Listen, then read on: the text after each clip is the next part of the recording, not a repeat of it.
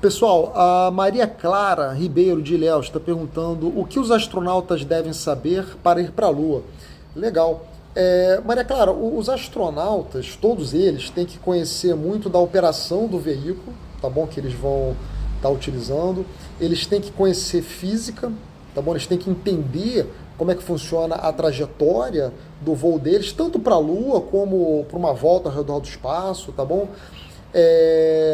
E eles precisam conhecer a missão, eles precisam saber o que exatamente eles vão fazer lá, tá bom?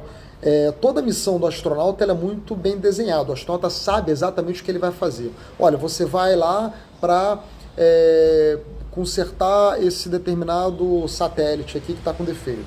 Você vai para lá para fazer esse experimento. Ou então você vai para lá para fazer essas medidas, ou fazer esses ajustes na Estação Espacial Internacional. Ou então você vai à Lua para fazer, para desenvolver essa missão, para colocar esse equipamento, para recolher material. Ele sabe, ele tem que conhecer muito bem o que ele vai fazer, está tudo muito bem planejado. A vida de um astronauta, né, a missão do astronauta ali no espaço é muito bem planejada. Tá? Então a primeira coisa que ele tem que saber é exatamente o que ele vai fazer. E além disso, ele tem que conhecer o veículo que ele vai estar utilizando e como ele vai se manter ali durante a viagem, tá bom? A missão espacial ela é uma coisa muito árdua, tá bom? A gente tem às vezes essa ideia de que é muito legal ir para o espaço, deve ser legal de fato ir para o espaço, mas voltar rapidinho, tá bom? Missões muito longas não deve ser muito legal. Eu falei ainda há pouco aí sobre a questão da queda, né? Imagine você ficar dias com a sensação de queda, que estão caindo, né? Tem que ter treinamento para isso. Outra pergunta aqui, pergunta do Cauã Peruna, duas perguntas que ele fez. Que efeitos o voo espacial exerce sobre o corpo humano? Cauã, essa sensação de queda, né, a sensação de estar nessa gravidade zero, né, entre aspas, é uma sensação de gravidade zero, o primeiro efeito que isso causa é que você não sustenta mais o seu corpo. Tá? Portanto, o seu corpo começa a perder matéria, os seus músculos começam a ficar mais fracos, tá?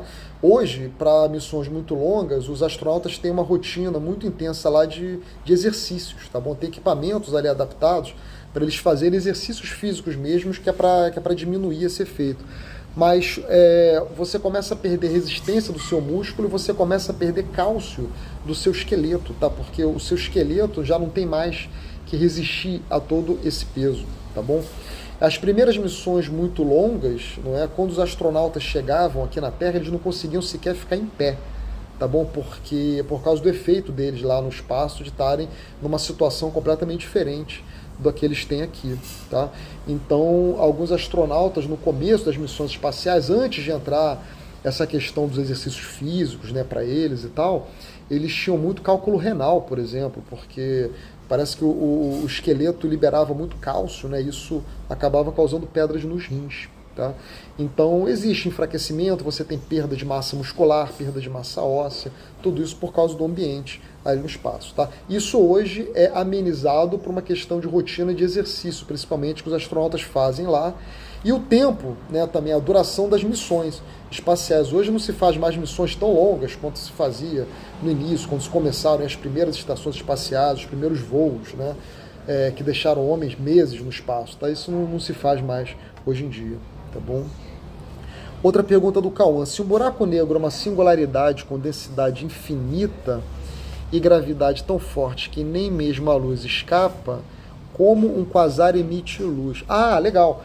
O negócio é o seguinte, a pergunta dele é porque o quasar, ele é um objeto, né, são galáxias muito distantes que tem um buraco negro no seu centro, tá bom? A gente sabe hoje que quase todas as galáxias, espirais pelo menos, têm um buraco negro supermassivo no seu centro. E os quasares, eles estão muito distantes, mas nós observamos porque esse buraco negro central, ele emite uma radiação muito intensa. E a pergunta do Cauã, né, boa pergunta, Cauã. Se o buraco negro suga tudo, nem a luz escapa dele, como é que a gente está dizendo que o buraco negro emite luz, né? É o seguinte, essa luz que a gente observa é uma luz de material que está girando em volta do buraco negro, tá? Esse material que está girando em volta, espiralando, é um material que está caindo no buraco negro, antes dele cair, esse material ele passa por um atrito, tá bom? Ele esquenta e ele emite radiação antes de cair no buraco negro.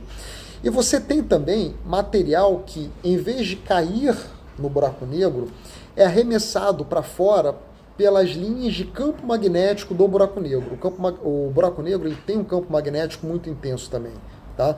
E se essas linhas de campo magnético capturam material e aceleram esse material para fora, a aceleração desse material que tem uma carga vai produzir luz também que você observa, tá bom?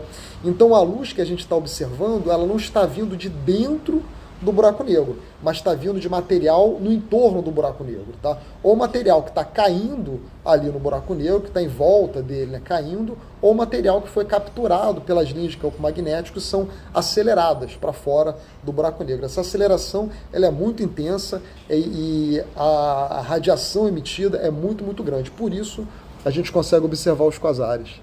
Tá legal?